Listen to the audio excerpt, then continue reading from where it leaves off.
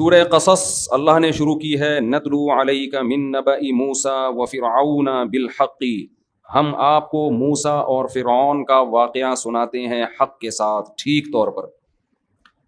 قرآن میں بہت زیادہ بیان کیا ہے فرعون اور موسیٰ علیہ السلام کے واقعے کو۔ ظاہر ہے اللہ جب ایک چیز کو بہت زیادہ بیان کر رہے ہیں تو ایسا لگتا ہے کہ اللہ بھی یہ چاہتے ہیں کہ یہ لوگ بار بار یہ واقعہ سنیں، کیونکہ عبرت کی جتنی باتیں ہمیں اس واقعے سے پتہ چلتی ہیں شاید کسی اور واقعے میں اتنے اسباق نہیں ہیں۔ کس طرح سے اللہ مہلت دیتا ہے نافرمانوں کو، کیسے اللہ خفیہ تدبیریں کرتا ہے ظالموں کے خلاف، ظالموں کو خود بھی پتہ نہیں ہوتا۔ آج دور ہے اسباب کا، مادہ پرستی کا، ہر چیز کا سائنٹیفک ثبوت چاہیے، کیلکولیٹ کرتے ہیں نا ہر چیز کو، یہ ہوگا تو پھر کل یہ ہوگا، پھر پرسوں پھر یہ ہوگا۔ تو اس واقعے میں ہمیں پتہ چلتا ہے کہ ہم کچھ اور چاہ رہے ہوتے ہیں اور اللہ کچھ اور، تو ہوتا وہ ہے جو اللہ چاہتا ہے۔ تبلیغ والے ایک لفظ کہتے ہیں، ناکامی کے نقشوں میں کامیابی، نقشوں سے لگ رہا ہوتا ہے، کیلکولیشن بتا رہی ہوتی ہے غلط ہو گیا، لیکن اللہ ان نقشوں میں کیا کر دیتا ہے؟ کامیابی۔ تو یہ واقعہ اللہ نے شروع ہی عجیب انداز سے کیا، ان فرعون علا فی الارض، زمین میں فرعون نے سرکشی کی تھی، وجعل اہلہا شیعا، اور اپنے ماتحت رعایا کو دو حصوں میں بانٹ رکھا تھا۔ گورنمنٹ کا کام ہوتا ہے اپنی عوام کے ساتھ ایک جیسا سلوک کرے، یہ نہیں کہ آپ ان کو کیا کر دیں؟ ڈیوائڈ کر دیں، لیکن اس نے ڈیوائڈ کر رکھا تھا۔ یستضعف طائفۃ منہم، ایک جماعت کو کمزور بنایا ہوا تھا، بنی اسرائیل کو، کیونکہ وہ فلسطین سے ہجرت کر کے آئے تھے، یہاں کے نیشنل ہو چکے تھے، مگر آج بھی دنیا میں 1 نمبر نیشنل اور 2 نمبر نیشنل، یہ وہاں سے آئے ہوئے لوگ ہیں، اور چونکہ حق پرست ہیں، نماز روزے کے پابند ہیں۔ فرعون کو ڈر تھا کہ جو ظلم کا نظام ہوتا ہے اس کو خطرہ حق پرستوں سے ہوتا ہے، اپنے جیسے باطلوں سے ہمیں کوئی خطرہ نہیں ہے۔ تبھی تو آج مسلمان سب سے کمزور ہیں، دنیا میں پٹ رہے ہیں، لیکن دہشت گردی کا تانا کس کو دیا جاتا ہے؟ مسلمانوں کو، حالانکہ بیچارے تو دہشت گردی کا شکار ہیں پوری دنیا میں، لیکن ایک نظریہ ہے، ایک سوچ ہے، ایک دین ہے، باقی دنیا میں کسی کے پاس کوئی سوچ اور نظریہ بچا ہی نہیں ہے۔ حق اور باطل کی ڈیفینیشن کسی کے پاس نہیں ہے۔ آپ کسی ایتھیسٹ کو میرے سامنے بٹھا دو، میں تو بہت چھوٹا آدمی ہوں، میں اس سے صرف یہ پوچھوں گا اچھے کی ڈیفینیشن کیا ہے اور برے کی ڈیفینیشن۔ قیامت آ جائے گی، وہ اچھے کی کو ڈیفائن ہی نہیں کر سکتا کہ اچھے کی ڈیفینیشن کیا ہے۔ تو جب اچھے کی ڈیفینیشن کا پتہ نہیں ہے، اچھائی کی ڈیفینیشن کا پتہ نہیں ہے، تو اچھے کی ڈیفینیشن کہاں سے پتہ چلے گی؟ غصہ آنا شروع ہو جاتا ہے پھر۔ ابے جب اچھائی کو نہیں ڈیفائن کر سکتے تو جس میں اچھائی ہوتی ہے وہ اچھا ہوتا ہے نا، تو جب اچھائی کو ڈیفائن نہیں کر سکتے تو یہ کیسے پتا چلے گا کہ اس میں یہ اچھائی ہے یا نہیں ہے؟ پھر جب نہیں ہے تو یہ اچھا ہے یا برا ہے؟ حالانکہ پوری دنیا کا اتفاق ہے کہ دیر آر 2 ٹائپس آف انسان، ایک اچھے اور ایک برے، تو برائی کی ڈیفینیشن ہی نہیں ہے آپ کے پاس۔ تو اس لیے آج سے 100 سال پھر وہی اس طرف چلا جاؤں گا میں، چھوڑو ابھی ہم، پھر یہ واقعہ رہ جائے گا ہمارا نا، ہماری اپنی تقریر زیادہ شروع ہو جاتی ہے۔ تو اللہ تعالیٰ فرماتے ہیں کہ فرعون نے کیا کیا تھا؟ یستضعف، 2 حصوں میں ڈیوائڈ کر رکھا، یہ 2 نمبر اور یہ 1 نمبر۔ اپنی قوم کے جو لوگ تھے غیر مسلم، اس کو خدا ماننے والے، ان کو بڑے اچھے عہدے دیے ہوئے تھے، سپریم کورٹ کا جج بنایا ہوا تھا کسی کو چیف آف آرمی بنایا ہوا تھا، کسی کو اپنا مشیر خاص بنایا ہوا تھا، اور بنی اسرائیلیوں کو لفٹ کرانے کے لیے تیار نہیں تھا۔ اتنا ظلم کہ اس کو جب خطرہ ہوا کہ نسل ان کی بہت تیزی سے بڑھ رہی ہے، نسل ان کی، کیونکہ مذہبی لوگوں کی نسل ہمیشہ زیادہ اسپیڈ سے بڑھتی ہے، کیونکہ وہ یہ فیملی پلاننگ کے نظریات سے متاثر نہیں ہوتے، اور اگر کوئی مذہبی آدمی متاثر ہے تو مذہبی ہے نہیں، وہ ایک لبادہ اڑا ہوا ہے اس نے دین کا، اس کے دل میں توکل، اللہ پہ اعتماد اور صحیح حدیث کی ویلیو اس کی نظر میں ہے نہیں۔ ابھی میں نے کینسر کے اسپیشلسٹ ڈاکٹر ہیں، ان کا انٹرویو لیا، انہوں نے بتایا، میرا آن دا ریکارڈ موجود ہے میرے چینل مفتی طارق مسعود اسپیچز پر، کہ جو بریسٹ کینسر ہے نا، اس کی ایک بڑی وجہ لڑکیوں کی دیر سے شادی بھی ہے، نسل کو روکنا بھی ہے، سمجھتے ہو؟ تو یہ بھی ایک بہت بڑی وجہ ہے۔ تو نیچر سے لڑو گے نا، برباد ہو جاؤ گے، فائدہ نہیں ہوگا۔ خیر، تو فرعون نے کیا کرنا شروع کیا؟ نسل کم کرنے کے لیے نا، کیونکہ اس کو پتا تھا، اتنی سینس فرعون میں بھی تھی کہ جس قوم کا گروتھ ریشو بڑھتا ہے پاورفل وہی ہوتی ہے، وہی پاورفل ہوتی ہے۔ تو فرعون نے کیا کیا؟ اب فیملی پلاننگ کے طریقے تو اس زمانے میں ایجاد نہیں ہوئے تھے کہ ان کو تمیز سے فری میں خواتین گھروں میں گردش کرتی اور ان کو سمجھاتی تمہارے وسیع مفاد کے لیے 2 بچے ہی اچھے، ایکچولی ایجوکیشن اور فیس بچوں کی کہاں سے، کنوینس کا خرچہ، پھر ایکچولی دیکھیں عورت کی صحت، یہ ٹوپی ڈرامے فرعون کو نہیں آتی۔ آج کل کے فرعونوں نے سیکھے ہوئے ہیں یہ کہ قتل بھی نہ کرو اور کام ایسا کرو کہ کام قتل سے بڑھ کر ہو جائے، بدنامی بھی نہ ہو۔ تو فرعون تو سیدھا اس نے کیا بھائی، پیدا ہونے سے تو روک نہیں سکتے ہم، یہ ٹائم پہ شادیاں بھی کرتے ہیں. ان کے مذہب میں شادیاں بھی زیادہ تھیں. بنی اسرائیل میں 4 سے زیادہ شادیاں الاؤ تھی حضرت موسیٰ کے مذہب میں. تو انہوں نے کہا بھائی یہ تو اب حل یہی ہے کہ جو لڑکے پیدا ہو رہے ہیں ان کو ذبح کر دو, لڑکیوں کو زندہ چھوڑ دو, لڑکوں کو قتل کر دو, کیونکہ نسل جو مضبوط ہوتی ہے وہ کس سے ہوتی ہے؟ لڑکوں سے. مرد زیادہ ہوں گے تو نسل مضبوط ہوگی. اور کسی نے اس کو بتا بھی, کوئی نجومی نے ٹوپی ڈرامہ نہیں کیا تھا, خوب سمجھ لو. لوگ کہتے ہیں نجومی نے فرعون کو بتایا تھا تیری نسل میں ایک بچہ پیدا ہوگا جو تیری حکومت کا خاتمہ کرے گا. نجومیوں کو کخ بھی نہیں پتا ہوتا. کسی نجومی نے بتایا ہوتا نا, فرعون رکھ کے ایک تھپڑ لگاتا, اس کو بولتا اپنا کام کر جا کے. اتنی سینس فرعون میں بھی تھی کہ ان نجومیوں کو, جن کے پاس پہننے کی چپل نہیں اور کپڑے نہیں ہوتے, وہ تمہیں کیا بتائیں گے کل کا. تو یا تو فرعون کو خواب آیا تھا یا اس کو ویسے ہی خطرہ تھا کہ مجھے خطرہ کس قوم سے ہے. این ممکن ہے اس سے اندازہ لگایا ہو کہ ہمیشہ لیڈر اس قوم میں پیدا ہوئے ہیں. یوسف علیہ السلام مصر میں کہاں تھے؟ بنی اسرائیل میں سے تھے نا. تو لیڈر ہمیشہ اس قوم میں, تو مجھے خطرہ اسی قوم میں کوئی لیڈر پیدا نہ ہو جائے, کیونکہ بعض قومیں اچھی ہوتی ہیں لیڈر سے محروم. لیڈر اگر قوم کے پاس نہیں ہے تو کتنی اچھی قوم ہو, بھیڑ بکریوں کی طرح اس کی حیثیت ہوتی ہے جیسی ہم لوگوں کی حیثیت ہے. سمجھتے ہو؟ لیڈر خاندانی مل جائے تو قوم بھی خاندانی بن جاتی ہے پھر. لیکن خاندانی لیڈر کی سلیکشن کے لیے پہلے سے تھوڑا بہت خاندانی ہونا ضروری ہے. اب دیکھیں کیا ہوتا ہے, اللہ خیر کرے. تو ہمارے ایک استاذ تھے, وہ اپنا واقعہ سناتے تھے کہ ایک شاگرد اپنے استاذ کے پاس آیا, کہنے لگا اگر آپ میرے استاذ نہ ہوتے نا میں آپ کو اتنی گالیاں دیتا, لیکن آپ چونکہ میرے استاذ ہیں اس لیے میں احترام کر رہا ہوں. تو انہوں نے کہا تو نے میرا بیڑا تو غرق کر ہی دیا ہے. تو زیادہ میں ڈیٹیل میں نہیں جانا چاہتا. اچھا خیر, تو بھائی اللہ تعالیٰ قرآن میں فرماتے ہیں کہ اچھا فرعون کو یہ خطرہ ہوا کہ میری قوم میں ایسا کوئی, بنی اسرائیل میں ایسا, یا تو خواب آیا یا اس کو یہ خطرہ ہوا کہ بھائی یہاں کوئی ایسا لیڈر پیدا ہو سکتا ہے. درباریوں نے بھی اس کو مشورہ دیا ہوگا نا, وہ جو چمچے ہوتے ہیں. تو فرعون نے کیا کیا, اتنا ظالم, جہاں خبر ملتی کہ ان کے ہاں بیٹا پیدا ہوا ہے اس کو ذبح کر دیتا. ذبح کر, کتنا چیخیں چیختی ہوں گی مائیں. قرآن کہہ رہا ہے ان فرعون علا فی الارض وجعل اهلها شيعا يستضعف طائفة منهم يذبح ابناءهم ويستحيي نساءهم انه كان من المفسدين. واقعی بڑا فسادی تھا وہ. ونريد, الفاظ دیکھو قرآن کے, ہم نے ارادہ کیا ان نمن على الذين استضعفوا في الارض, زمین میں جو سب سے کمزور ترین قوم ہے ہم اس پر احسان کریں, ہم اس پر احسان کریں. ونجعلهم ائمہ, اے اللہ کیا احسان کرے گا اس قوم پہ, ظلم سے بچا لے گا, یہ یہاں سے بھاگنے میں کامیاب ہو جائیں گے, یا فرعون کے دل میں کچھ رحم آئے گا, یہی ہو جائے گا نا. نا نا نا نا, اللہ کہتے ہیں ہم نے سوچا کہ ہم کایا پلٹ دیں. نجعلہم ائمۃ, زمین کا امام ان کو بنا دیں ہم. حکومت کس کو دے دیں؟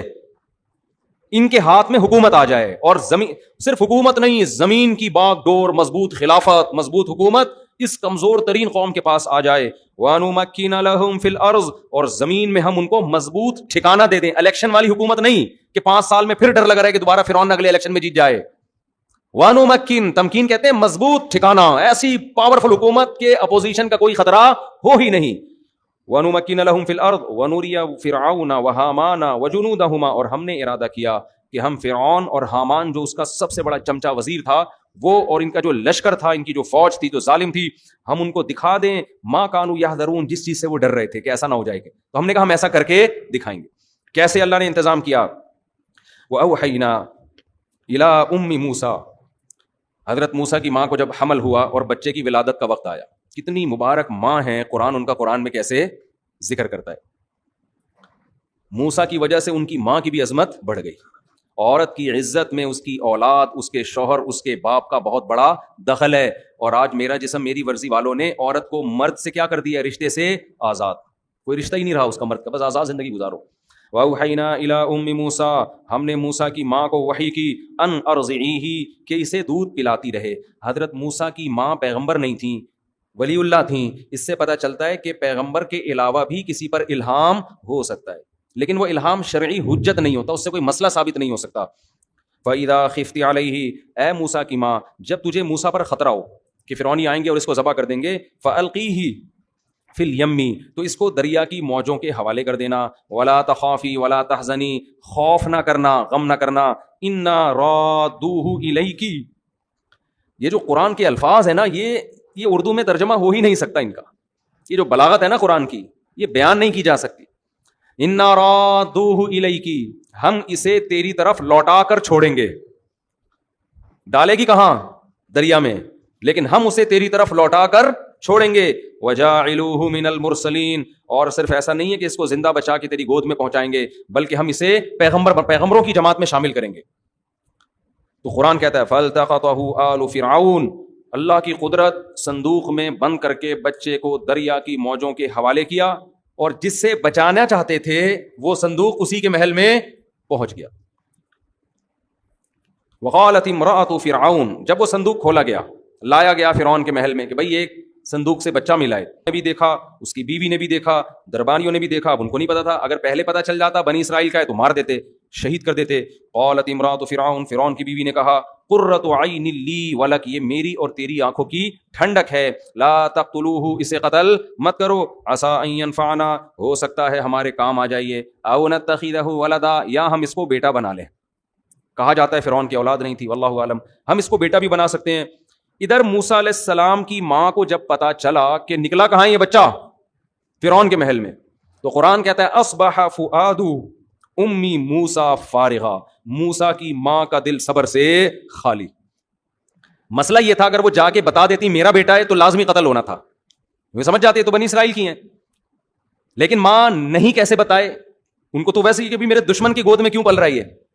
تو قرآن کہتا ہے ان کادت لتبدی بھی، قریب تھا کہ موسیٰ کی ماں جا کے بتا دیتی میرا بیٹا ہے میرے حوالے کرو. مائیں عورتیں جذبات میں ایسا کام کر لیتی ہیں نا جس سے ان کو فائدے کے بجائے نقصان، جیسے آج کل عدالتی کھلے لے لے کے نا گھر بیٹھ جاتی ہیں، بعد میں جب پتا چلتا ہے نا وہ پرانا والا گیا اور نیا والا مارکیٹ میں کوئی اویلیبل مناسب ریٹ پہ نہیں ہے، پھر پرانے والے سے رابطہ کر رہی ہوتی ہیں، اور اس کے دل میں اتنی نفرت بیٹھ چکی ہوتی ہے، اتنی بیٹھ چکی ہوتی ہے، وہ اگر رکھتا بھی ہے تو وہ عزت نہیں دیتا، یہ ایک دفعہ بھاگ چکی ہے گھر سے. یہ مسلم لیگ میں سابق دور حکومت میں کسی خاتون نے آواز اٹھائی تھی اس خلا کے کیس کے خلاف کہ اس سے عورتیں برباد ہو رہی ہیں، مردوں کے بجائے عورتوں کو نقصان زیادہ ہو رہا ہے، کیونکہ عورت کی طبیعت میں جلد بازی میں شوہر نے کہیں غصے میں تھپڑ لگا دیا، فوراً جا کے خلا کی ڈگری لے لی، پھر بعد میں خیال آیا یہ ہوا کیا میرے ساتھ. عورت کی طبیعت میں جلد بازی ہے، وہ جلدی میں ایسے فیصلے کر لیتی ہے جس سے بعد میں وہ پچھتاتی ہے. بہت عورتیں اپنا نقصان کر چکی ہیں یہ عدالتی خلوں سے، لیکن مسلم لیگ کی خاتون نے آواز اٹھائی تھی 8-10 سال پرانی بات، اس آواز کو دبا دیا گیا. تو ایسا ہوتا ہے مارکیٹ میں، اچھی باتوں کو ہماری اسمبلیوں میں الحمدللہ کبھی بھی، اور اس سے بڑے بیوقوف ہم لوگ ہیں، بھی پھر مجھے غصہ دلاؤ گے تم لوگ. اچھا خیر، تو بھائی قرآن کیا کہتا ہے، قریب تھا کہ وہ بتا دیتی کہ میرا بیٹا ہے، لیکن قرآن کہتا ہے لولا ربطنا علی قلبہا، ہم نے ان کے دل کو مضبوطی سے باندھ دیا.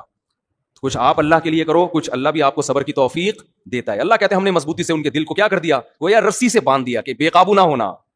قرآن کہتا ہے وقالت لاختہ، جب حضرت موسیٰ کی ماں نے بچے کو صندوق میں ڈالا تو حضرت موسیٰ کی بہن سے کہا قصیہ، اس صندوق کے پیچھے پیچھے چل. اللہ کے کہنے پہ میں ڈال تو رہی ہوں لیکن پتہ نہیں بچہ جائے کہاں، پیچھے پیچھے چل. فبصرت به عن جنب وهم لا يشعرون، موسیٰ کی بہن چپکے اس صندوقچے کو دیکھتی رہی، فرعونیوں کو پتہ نہیں چلا. اس لیے کہ اگر فرعونیوں کو پتہ چل جاتا نا کہ یہ بچی دیکھ رہی ہے تو وہ کہتے بھئی اس کا کیا لگتا ہے جو اتنے دور سے اس کے ساتھ چل کے آ رہی ہے، تو وہ سمجھ جاتے یہ اس کی رشتہ دار ہے، بہن ہے، اور بچہ پتہ چل جاتا کہ کس کا بیٹا ہے یہ. تو قرآن کہہ رہا ہے لاشعوری طور پر نا، اس نے بس یہ دیکھ رہی ہے جا کہاں رہا ہے. وحرمنا علیہ المراضع من قبل، بچے کو سب سے پہلے دودھ چاہیے ہوتا ہے. تو فرعون کی بیوی نے جب مشورہ دیا نا اس کو قتل نہیں کرو، فرعون نے کہا بالکل آپ کا مشورہ سر اور آنکھوں. سمجھ تو گئے ہوگے آپ لوگ. اب کیا ہوا کہ جی وحرمنا علیہ المراضع من قبل، ہر دودھ پلانے والی کے دودھ کو اللہ نے موسیٰ پر حرام کر دیا. حرام کا مطلب موسیٰ کسی کی چھاتی کو منہ لگانے کے لیے تیار نہیں. فقالت، اب ظاہر بچہ تو مر جائے گا، حضرت موسیٰ ظاہر پیغمبر تھے، اتنے حسین تھے کہ قرآن میں سورہ طٰہٰ میں آتا ہے القیت علیک محبۃ منی، ایسا پیار تھا نا ان کے چہرے پر کہ سب کے دلوں میں اللہ نے ان کی محبت ڈال دی، فرعونیوں کے دل میں محبت ڈال دی. بچے پر پیار اتنا آ رہا تھا سب کو، اتنے خوبصورت، اتنے حسین. تو اب وہ سب چاہ رہے تھے کہ اس بچے کی جان محفوظ ہو جائے. اب پریشان ہے بھائی، بچہ کسی کا دودھ نہیں پیتا، شکر ہے اس وقت تک پاؤڈر کا دودھ ایجاد نہیں ہوا تھا. آج ہم کہتے ہیں کوئی بڑا لیڈر چاہیے تو پاؤڈر کا دودھ پی کے بڑے بڑے لیڈر پیدا نہیں ہوتے. پاؤڈر سے اچھا ہے بھینس کا پلا دو اپنے بچوں کو، شاید کچھ بن جائے. خیر، میں کمپنی کا نام لینے لگا تھا لیکن پھر میں نے کہا کمپنی والے کیس کر دیں گے میرے خلاف. وحرمنا علیہ المراضع من قبل فقالت هل ادلکم، اب وہ بہن موسیٰ علیہ السلام کی چلی گئی دربار میں، کہنے لگی بھائی وہ ایک خاتون ہے، میرا خیال ہے کہ میں بھی جب یہ وہ گود میں لیں گی تو اس خاتون کے بارے میں رپورٹ یہ ہے کہ ہر بچہ ان کا دودھ پی لیتا ہے، ایسے کچھ گول مول کر کے نا، تاکہ یہ پتہ نہ چل جائے کہ وہ ان کی ماں ہے اور میں ان کی بہن ہوں. اس بچی کا بھی کیسا کانفیڈنس تھا، کتنے احتیاط سے اس نے جا کے فرعونیوں کو ایسا بتایا کہ پتہ نہ چلے کہ میرا اس سے کوئی ریلیشن ہے. قرآن کہتا ہے علی اہل بیت یکفلونہ لکم، میں تمہیں ایسے گھر کا پتہ بتاؤں جو اس کی کفالت کر لیں گے بچے کی اچھے سے. وہ خاتون ہیں، وہ بچوں کو اچھا سا پال بھی لیتی ہیں اور امید ہے یہ بچہ ان کا دودھ پی بھی لے گا. قرآن کہتا ہے وہ لوگ خیر خواہی چاہ رہے تھے حضرت موسیٰ کی، بچے کی جان بچانا چاہتے تھے. فرددناہ الی अम्मिही, हमने इस तरह मूसा को उनकी माँ की गोद में पहुंचा दिया. पहले जमाने में दस्तूर था, मालदार घरानों की औरतें बच्चे पैदा करके दाइयों के हवाले कर देती थी कि बस प्यार करवाने के लिए दिन में 3-4 दफा जियारत करवा दिया करो, बाकी सारी टेंशन किसने उठानी है? तुमने. और जब थोड़ा सा उंगली पकड़ के चलने के काबिल हो जाए तो फिर हमारे हवाले कर देना. तो मैं मालदार औरतों से कहता हूँ जो बड़ी डिसेंट किस्म की लाइफ गुजारना चाहती हैं, बच्चे बच्चे पैम्पर वैम्पर इन टेंशन हो, और उसकी वजह से वो नस्ल रोक लेती हैं, तो रोकने से बेहतर है पैदा करके दाइयों के हवाले कर दो. मियाँ से बोलो जहां इतना खर्चा कर रहे हो वहां एक दाई रख लो, वो पाल पोस के थोड़ा जब चलने फिरने के काबिल हो जाएगा तो तुम्हारे हवाले कर देगी. इसमें कोई हरज नहीं है. ना पैदा करने से बेहतर है किसी से पलवा लो. हमारे नबी सल्लल्लाहु अलैहि वसल्लम को भी तो हजरत दाई हलीमा के हवाले किया गया ना.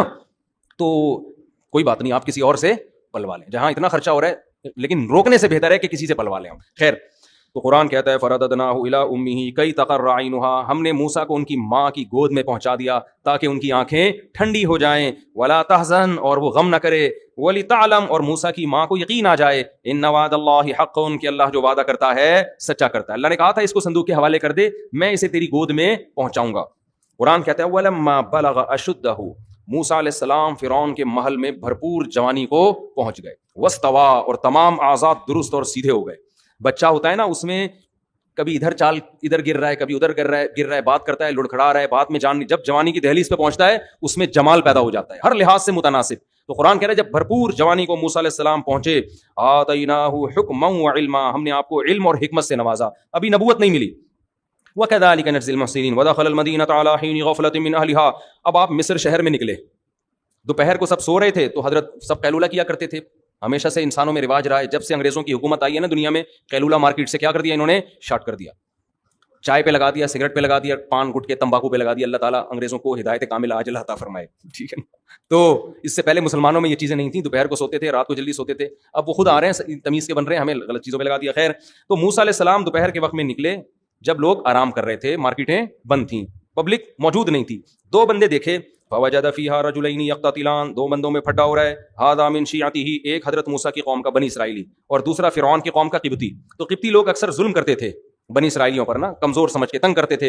हजरत मूसा समझ गए कि ये किब्ती है जो बनी इसराइली को तंग कर रहा है. तो फस्तग़ाथहु अल्लज़ी मिन शियअतिही, जो मूसा की कौम का आदमी था उसने मदद के लिए बुलाया कि हजरत आप मदद करें, ये मुझे तंग कर रहा है. मूसा अलैहिस्सलाम करीब गए और जो फिरौनी था फवकज़हु, उसे एक मुक्का मारा लड़ाई छुड़वाने के लिए. मैं अक्सर यहाँ पर ये बताता हूँ कि जब दो आदमी लड़ रहे हो, नहीं छोड़ रहे हो ना लड़ाई तमीज से, दोनों को आप भी मारना शुरू कर दो. हकीकत है, फिर छोड़ेंगे. एक मुक्का इसके लगाओ और एक मुक्का उसके लगाओ. तो ऐसे कन्नी कतरा के निकल ना जाया करो. लड़ाई हो रही होती है और लोग कहते हैं इनका आपस का मसला है, भाई मुंह टूट जाएगा, टांग वांग टूट जाएगी. अभी हमने कुछ दिन पहले देखा एक बाइक से टकराई है, दोनों लड़ रहे थे, उसने उठा के जमीन पे मारा है उसको. मैं कहीं वॉकिंग के लिए जा रहा था, हम लोग गए, हमने बाज लोगों ने कहा छोड़ो छोड़ो, मैंने कहा नहीं छोड़ो यार, ये मार देगा इसको, तो लड़ रहे हैं, कोई छुड़वाने वाला होना चाहिए. खैर अल्लाह का शुक्र है छोड़ दिया उन्होंने एक दूसरे को. एक आदमी हावी आ गया तो सड़क पे घसीट रहा है, मारे चले जा रहे हैं, मारे चले जा रहे हैं. खैर, तो मूसा अलैहिस्सलाम ने मुक्का रख के लगाया किसके? किब्ती के. लड़ाई छुड़वाने की नीयत से.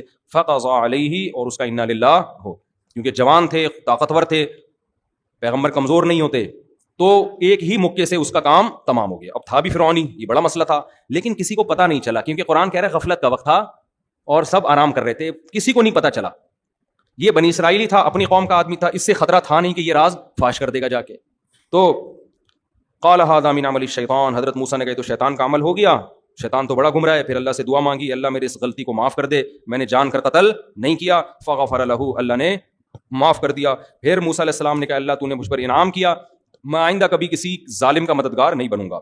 अगले दिन मूसा अलैहिस्सलाम शहर में निकले हैं, मिस्र शहर में, खौफजदा होके कि चूंकि लाश जब मिलेगी तो फिरौन इंक्वायरी करेगा हमारी कौम का बंदा मारा किसने. जब पता चलेगा मैंने, तो फिर वो मुझे जिंदा नहीं छोड़ेगा, क्योंकि फिरौन को जब बाद में पता चल गया बनी इसराइल के हैं तो वैसे ही वो हसद करता था और नुकसान पहुंचाने की कोशिश करता था. लेकिन क्या है कि आराम से जा रहे थे, पता ही नहीं चला किसी को किसने मारा है. अचानक नजर पड़ी कि जो आपकी कौम का आदमी जिसका कल किसी किब्ती से फड्डा हो रहा था, आज किसी दूसरे बंदे से फड्डा हो रहा है और मूसा अलैहिस्सलाम को मदद के लिए पुकार रहा है, आ जाए भाई. ठीक है ना. हजरत मूसा अलैहिस्सलाम ने इरादा किया मैं इसकी मदद तो करता हूं, लेकिन इसको थोड़ी तंबीह तो करूं ना कि तू रोजाना ही फड्डे कर रहा होता है. तो हजरत मूसा ने कहा इन्नका लगवियुम मुबीन, तू तो खुली गलती पर है, कल भी झगड़ रहा था, आज भी झगड़ रहा है. जब उसको डांटा है, फिर कुरान कह रहा है अब मूसा मदद के लिए, इसी की मदद के लिए गए हैं, क्योंकि किब्ती ताकतवर था, ऐसे मौके पे कमजोर की मदद की जाती है ना. लेकिन अपनी कौम का आदमी ये समझा कि मुझे डांटा है तो शायद अब ये मुझे मारने आ रहे हैं, वो डांट से ये गलत समझ बैठा. समझ रहे हैं? بھائی مدد تو حضرت موسیٰ نے اسی کی کرنی تھی, لیکن اس کو پہلے ڈانٹ لگا دی کہ تو نالائق, تو روزانہ لڑتا ہے. اب قرآن کہہ رہا ہے ارادہ کیا حضرت موسیٰ نے کہ فرعونی قبطی کو پکڑیں, جا کے گریبان سے پکڑیں, اس کو ہٹائیں. اتنی اسپیڈ سے آگے گئے ہیں کہ یہ سمجھا کہ اس دفعہ چانٹا کس کے پڑے گا, میرے پڑے گا. تو یہ نالائق جو ہے اس نے راز فاش کر دیا موسیٰ علیہ السلام کا. اس کو چاہیے تھا نا تھوڑا کنٹرول کرتا یار, بھاگ جاتا وہاں سے. قتل کا پتا چل تمہاری مدد میں بندہ مارا ہے تو تم چپ تو رہو کم از کم. کتنا نالائق تھا نا بنی اسرائیلی. تو اس نے کیا کہا, یا موسیٰ ترید ان تقتلنی, اے موسیٰ آپ مجھے قتل کرنا چاہتے ہو, کما قتلت نفسا بالامس, جیسے کل آپ نے بندہ مارا ہے. کل ایک بندہ آپ نے مار دیا, مجھے لگتا ہے آج آپ مجھے مارنا چاہتے ہو. وما تو ان ترید الا ان تکون جبارا فی الارض, آپ زمین میں اپنا روب دبدبہ قائم کرنا چاہتے ہو. وما ترید ان تکون من المصلحین, اصلاح نہیں چاہتے. آپ کو میں مدد کے لیے بلا رہا ہوں تو چھڑوا کے چلے جاؤ, آپ بندے ہی مارنا آپ نے شروع کر دیے. تو آپ کی نیت اصلاح کی نہیں ہے. اب بات ایک دم لیک آؤٹ ہو گئی نا جب شور مچایا اس نے. اس کو پتا چل گیا اچھا بھائی کل بندہ انہوں نے مارا تھا. فرعون تک بات پہنچی. فرعون کے درباریوں میں مشورہ ہوا کہ بہترین موقع ہے موسیٰ کو قتل کرنے کا, کیونکہ تو ویسے ہی پریشان تھے نا کہ یہ بات میں ثابت ہو گیا تھا بنی اسرائیل کے. اب بہترین موقع ہے. ہر جگہ اچھے لوگ بھی ہوتے ہیں. فرعون ہی کے دربار میں ایک شخص تھا جس کی ہمدردیاں کس کے ساتھ تھیں, موسیٰ علیہ السلام. جیسے فرعون کی بیوی کی ہمدردیاں کس کے ساتھ تھیں, حضرت موسیٰ. وہ دیکھ رہی تھی نا کہ کتنا صالح نوجوان ہے یہ. جو نیک اور پرہیزگار لوگ ہوتے ہیں وہ لوگوں کے دلوں میں گھر بنا لیتے ہیں. تو فرعون ہی کے محل میں حضرت موسیٰ کے بہت سے حامی پیدا ہو گئے تھے. تو اس نے آ کے مخبری کی موسیٰ علیہ السلام سے, فرمایا ان الملأ یأتمرون بک, اے موسیٰ بڑے دربار میں تیرے بارے میں مشورے ہو رہے ہیں کہ تجھے قتل کر دیں. فاخرج, مصر سے تو نکل جا, انی لک من الناصحین, میں تیرا خیر خواہ ہوں, آپ نکل جاؤ ورنہ یہ آپ کو زندہ نہیں چھوڑیں گے. موسیٰ علیہ السلام نے یہ نہیں کہا موت زندگی کس کے ہاتھ میں ہے. جو ہمارے دیندار لوگ نا اکثر فضول قسم کی بے موقع تقدیر کا حوالہ دینا شروع کر دیتے. زندگی موت کس کے ہاتھ میں ہے, اللہ کے ہاتھ. کس کے ہاتھ میں ہے, اللہ. میں کہیں نہیں جاؤں گا, میں کسی سے ڈرتا مرتا, بول لو نا, نہیں ہوں میں, کوئی ڈرتا مرتا تھوڑی ہوں. جو رات قبر میں لکھی ہے وہ قبر میں. یہ باتیں بالکل ٹھیک ہیں, جو رات قبر میں لکھی ہے وہ آئے گی, لیکن آپ کو کیا پتا کون سی رات لکھی ہوئی ہے, ٹھیک ہے نا, آپ کو تھوڑی پتا ہے. آپ تو بچنے کی کوشش کرو. حضرت موسیٰ کو اندازہ ہو گیا بھائی یہ مجھے قتل کر دیں گے, تو جان بچانا بھی فرض ہے, جان بچانے کی تدبیریں اختیار کرنا بھی فرض ہے. قرآن کہتا ہے فخرج منہا. اب حضرت موسیٰ نے تو مصر کے علاوہ دنیا دیکھی نہیں تھی, اب کہاں جائیں بھائی. تو مدین جانے کا ارادہ کیا, کیونکہ سنا تھا کہ مدین کی حکومت اچھی ہے, بادشاہ اچھا ہے. تو ارادہ آپ نے کیا کیا, مصر سے کہاں چلا جاؤں, مدین. اب پیدل نکل گئے. فخرج منہا خائفا یترقب, خوف کی حالت میں اور لوگوں سے چھپتے چھپتے مصر سے نکل گئے, اس خوف سے کہ کوئی مجھے دیکھ نہ لے. تو خوف بھی ہو سکتا ہے پیغمبروں کے دل میں, یہ سب چیزیں نیچرل ہیں. اگر آپ کے کوئی قتل کی کوشش کر رہا ہے اور آپ کی ٹانگیں کانپنا شروع کر دیں تو یہ اس کی علامت نہیں ہے کہ آپ بے دین ہیں, یہ نیچرل ہے. سمجھ رہے ہو یہ کیا ہے. ایک دفعہ میں نے یوٹیوب پہ ویڈیو دیکھی, زلزلہ آیا ہے, سب لوگ ڈر سے بھاگ رہے ہیں, امام صاحب کھڑے ہوئے ہیں, زبردست. پتہ نہیں اندر سے کانپیں کتنی ٹانگ رہی ہوں گی ان کی, واللہ عالم. کسی نے کہا دیکھو امام صاحب کا ایمان دیکھو. میں نے کہا ایمان نہیں ہے, پاگل آدمی ہے, اللہ معاف فرمائے, سے کہنا نہیں چاہیے امام کو. چھت وت گرے گی, زمین میں پھٹپٹا جائے گی. تو جب زمین ہلے, تراویحیں ہو رہی ہو, تہجد ہو رہی ہو, فوراً کیا کرو, بولو بھاگ جاؤ. تو یہ کوئی ایمان کی علامت نہیں ہے. زندگی بچاؤ. حدیث میں آتا ہے نماز کے دوران سانپ نکل آئے نا, سانپ کو مار دو جا کے. یہ نہیں کہ خشوع و خضوع سے میں چونکہ نماز پڑھ رہا ہوں, میں اللہ کے دربار میں ہوں, میں سانپ سے نہیں ڈرتا. تو نماز پڑھ رہا ہے یہ تجھے پتا ہے, اللہ کو پتا ہے, سانپ کو نہیں پتا, یہ وہ اپنا کام کرے گا. تو اس لیے قرآن کہتا ہے کہ موسیٰ علیہ السلام خوف زدہ بھی تھے کہ کہیں کوئی دیکھ نہ لے. یترقب, دیکھتے بھی پھر رہے تھے, چھپتے بھی پھر رہے تھے, اور اسی حال میں آپ نے مصر کو چھوڑ دیا. قال ربی نجینی, اور اللہ سے دعا مانگی اے اللہ ان ظالموں سے مجھے نجات دے دے. ظالم کیوں, اس لیے کہ قتل خطا میں قتل کی سزا نہیں ہے. کچھ غلطی سے بندہ مار دے تو آپ جا رہے ہو گاڑی میں, اچانک کوئی سامنے آ گیا مر گیا, یہ تھوڑی کہ آپ کو پھانسی کے پھندے پہ لٹکا دو, یہ تو ظلم ہے نا, یہ تو خالصتاً ظلم ہے. ولما توجہ تلقاء مدین, پھر مدین کی طرف رخ کیا اور کہا عسیٰ ربی ان یہدینی سواء السبیل, مجھے اپنے رب سے امید ہے وہ مجھے سیدھا راستہ دکھا دے گا. راستہ مجھے معلوم نہیں ہے لیکن اور کوئی آپشن نہیں ہے, تو چلو بس مدین کی طرف رخ کر کے نکلتے ہیں, اللہ مدد کرے گا. ولما ورد ماء مدین, ورود عربی میں کہتے ہیں پانی کے کنویں پہ آنا یا پانی کے گھاٹ پہ آنا. حضرت موسیٰ سب سے پہلے مدین جب پہنچے ہیں تو کنویں پہ پہنچے, اس لیے کہ انسان کی سب سے بڑی ضرورت کیا ہے, پانی. پہلے زمانے میں بھی لوگ پانی تلاش کرتے تھے, جہاں پانی ہوگا وہاں آبادی ہوگی. تو حضرت موسیٰ بھی جب مصر میں پہنچے تو کہاں پہنچے, کنویں کے قریب. وجد من دونہم امرأتین تذودان, دیکھا کچھ دور دو لڑکیاں کھڑی ہوئی ہیں اور وہ ہٹا رہی ہیں, یعنی پانی نہیں پینے دے رہی ہیں اپنے جانوروں کو یا اپنے مویشیوں کو. ووجد, اچھا, امۃ من الناس یسقون, اور بہت سے لوگ مرد جو ہے نا وہ مجمع میں گھسے ہوئے ہیں اور پانی نکال کے پلا رہے ہیں انسانوں کو یا اپنے مویشیوں کو, اور وہ لڑکیاں دور کھڑی ہوئی ہیں. حضرت موسیٰ کو ان کمزوروں پہ ترس آیا. ترس یہ آیا کہ یہ تو ان کا نمبر آنے میں تو کئی گھنٹے لگ جائیں گے. اب یہ شرم کی وجہ سے مردوں کے مجمع میں نہیں جا رہی ہیں, اور مرد اتنے ڈھیٹ, ان کو یہ خیال نہیں آ رہا کہ یار ہمارا مجمع ختم ہوتے ہوتے یہ تو کھڑے کھڑے دھوپ بھی تھی وہاں بہت, ان کا تو بیچاریوں کا سخت نقصان ہوگا, تو ہم ہی کچھ غیرت دکھا کے خواتین کو کہتے ہیں پہلے آپ پانی نکال لیں, اور ہے بھی کوئی بہت زیادہ نہیں, دو لڑکیاں ہیں نا, تو یہ اس قوم کو سوچنا چاہیے تھا نا یہ. لیکن قوم میں غیرت نہیں تھی. حضرت موسیٰ حالانکہ خود تھکے ہوئے تھے اور خود مسافر تھے, لیکن حضرت موسیٰ کو ان لڑکیوں پہ ترس آیا. یہ ایک ایک چیز سیکھنے کی ہے میرے بھائی. آپ گھننے بن کے کہیں وقت نہ گزارا کریں. کوئی پڑا ہوا ہے ایکسیڈنٹ میں پڑا ہوا ہے, کوئی کسی کے ساتھ کوئی مسئلہ ہے, کنی کترا کے نکل گئے آپ. شریعت نے ہمیں حکم دیا ہے اگر کوئی محتاج نظر آتا ہے آپ کو معاشرے میں جس کی آپ مدد کر سکتے ہیں تو وہاں کنی کترا کے نہ نکلیں. آپ جا رہے ہو, گٹر کا ڈھکن کھلا ہوا ہے, آپ تھوڑی سی انکوائری کریں, بھائی کوئی گر جائے گا اس میں. لوگ کیا کرتے ہیں, بائک یوں سائڈ سے گھمائی, یوں گھنٹہ لگا کے نکل لیا, بس ہم نکل لیے, ہم بچ گئے, باقی جو آ رہے مرے. اسپیڈ بریکر بعض دفعہ اندھیرے میں بنا دیے جاتے ہیں, لوگ آ کے مر رہے ہیں. ابھی ہمارا گارڈ زخمی ہوا ہے ایک مسجد کے باہر, انہوں نے مسجد وہ کیا روڈ بلاک کر دیا. روڈ جو بلاک کیا ہے نا, ایک درمیان سی پٹی لگا کے, وہ پٹی بائک والوں کو دور سے نظر نہیں آ رہی, اسپیڈ کے ساتھ آتے ہیں, جب قریب آتے ہیں تو پٹی نظر آتی ہے, اور کئی بائک والے گر چکے تھے وہاں. ہمارا گارڈ بھی وہاں گرا اور اچھی خاصا زخم آیا اس. وہ کہہ رہے میں نے وہاں جا کے بتایا جو لوگ بیٹھے ہوئے تھے, یار یہ کتنے لوگ گر چکے ہیں. تو انہوں نے کہا ہاں کیلکولیشن کر کے بتا رہے یار 8-10 بندہ اب تک گر چکا ہے. کسی کو توفیق نہیں ہو رہی یار, کچھ تو کرو بھائی, تمہارے سامنے لوگ گر رہے ہیں, تم روڈ پہ آ کے کھڑے ہو جاؤ. لیکن نہیں, جب تک 25-30 جنازے نہیں اٹھیں گے کسی کو خیال نہیں آتا. تو یہ سیکھنے کی چیز ہے. قرآن اس واقعے کے ایک ایک پہلو کو بیان کر رہا ہے. موسیٰ علیہ السلام کو ان پہ ترس آیا کہ بھائی ان بیچاریوں کا نمبر تو بہت دیر سے آئے گا, تو ان کے پاس آئے, کہنے لگے ما خطبکما, تمہاری کیا حالت ہے. قالتا لا نسقی, انہوں نے کہا ہم مجموعوں کے مردوں کے بیچ میں نہیں گھس سکتے. حتی یصدر الرعاء وابونا شیخ کبیر. سوال پیدا ہوتا ہے بھائی پھر گھر سے مرد کو بھیجنا چاہیے تھا نا, لیڈیز کا کام ہوتا ہے گھر میں رہنا, باہر کے کام کس کی ذمہ داری ہے, مردوں کی. تو انہوں نے کہا ہمارے گھر میں کوئی مرد نہیں ہے, والد ہیں اور وہ بوڑھے ہیں. وہ کیا ہیں, وہ بوڑھے ہیں. فسقا لہما, حضرت موسیٰ نے ان سے ڈول لیا اور ایسے کر کے جا کے پانی نکالا ہے, اور جا کے ان کو ڈول پکڑا دیا. ثم تولی الی الظل.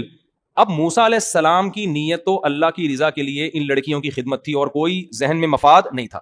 لیکن چونکہ مسافر تھے, کوئی ٹھکانہ نہیں ہے, کوئی جیب میں پیسے نہیں ہے کہ کہیں کھانا ہوٹل پہ خرید لیں, ہے بھائی کچھ بھی نہیں ہے.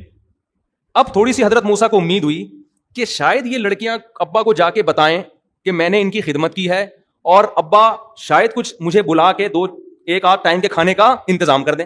نیت تو یہ نہیں ہے لیکن امید ہو گئی. تو اب ان لڑکیوں سے نہیں کہہ رہے کہ دیکھو تم اپنے باپ کے پاس جا کے بتاؤ کہ میں ایک مسافر آدمی ہوں, میں نے تمہاری خدمت کی ہے, میں مسافر ہوں, کھانے پینے کا انتظام نہیں ہے, تو اگر 1-8 ٹائم کے کھانے کا انتظام ہو جائے تو بڑی نوازش ہوگی, باقی تفصیل میں ابا سے مل کے بتاؤں گا یہ ہوا کیا ہے میرے سے. ان لڑکیوں سے موسیٰ علیہ السلام نے یہ, یار نہیں آ رہا سمجھ میں آپ لوگوں, ان لڑکیوں سے یہ بات نہیں, یہ سیکھنے کی چیز ہے.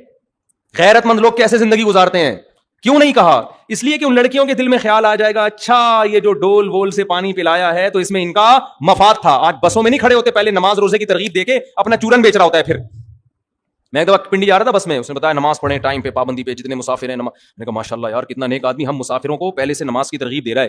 اس کے بعد اس نے ٹافی نکالی, گلے کو صاف کرتی ہے, پھیپڑوں کو آرام دیتی ہے. تو یہ ہوتا ہے, ٹھیک ہے نا. تو انہوں نے نہیں کہا اس لیے کہ ان کے دل میں خیال آ جائے گا کہ بھائی یہ لیول خدمت کا اور اصل میں ان کا مقصد کچھ اور. تو ان سے نہیں کہا, لیکن اللہ سے کہا, اس لیے کہ ہم اللہ کے بہرحال محتاج ہیں, اللہ سے ہم نے استغنا نہیں کرنا. اللہ سے کہنے لگے, چھاؤں میں آ کے کھڑے ہوئے درخت کے نیچے, اور پھر دعا مانگنے لگے ربی انی لما انزلت الی من خیر فقیر. اے اللہ اگر تو نے میرے لیے کسی خیر کا ارادہ کر لیا ہے نا, یہ جا کے ابا کو بتائیں گی, ابا شاید مجھے کچھ پیسے ویسے دے دیں اس خدمت کے, تو اگر ایسا ہے تو میں اس کا محتاج ہوں, ایسا ہو جائے, ٹھیک ہے, ایسا کیا ہو جائے, ہو جائے. تو ہمیں یہ بھی سکھایا جا رہا ہے لوگوں کی جیبوں پہ نظر نہ رکھو, مگر اللہ سے مستغنی مت. اللہ سے یہی دعا مانگا کرو, اللہ جو تو خیر چاہتا ہے نا میرے لیے, بے شک اس ذریعے سے چاہتا ہے تو اسی ذریعے سے دے دے, مجھے قبول ہے, مجھے کیا ہے, قبول ہے. اللہ نے دعا سن لی. قالت احداہما فجاءت احداہما تمشی علی استحیاء. ادھر حضرت موسیٰ دعا مانگ رہے ہیں, اللہ کوئی خیر کا اگر تیرا ارادہ ہے تو کر دے, میں محتاج ہوں, بھوک بھی لگ رہی ہے, کوئی ٹھکانہ بھی نہیں ہے, کچھ کر دے, کوئی انتظام. اللہ نے دعا قبول کی. دونوں میں سے ایک حیا کے ساتھ چلتی ہوئی آئی, دونوں میں سے ایک حیا کے ساتھ چلتی ہوئی آئی اور کہنے لگی ان ابی یدعوک, میرے والد نے آپ کو بلایا ہے, لیجزیک اجر ما سقیت لنا, آپ نے جو ہماری خدمت کی ہے ہمارے ابا آپ کو اس کے بدلے میں اجرت دینا چاہتے ہیں. خاندانی لوگ تھے یا نہیں تھے, ہائے ہائے کیسے, دیکھو ایک ایک چیز سیکھنے کی ہے. کوئی آپ کی فری میں خدمت کر رہا ہو اس کی زیادہ خدمت کرو آپ, جب وہ اتنا بڑا دل کر رہا ہے تو آپ اس سے بڑا دل کر کے دکھاؤ. ہمارے ہاں جو فری میں کر رہا ہے اس کو نچوڑتے رہتے ہیں کہ تو فری پھوکٹ کا ملا ہوا ہے نا, اس کو تو جوس بنا کے اس کا پی لو.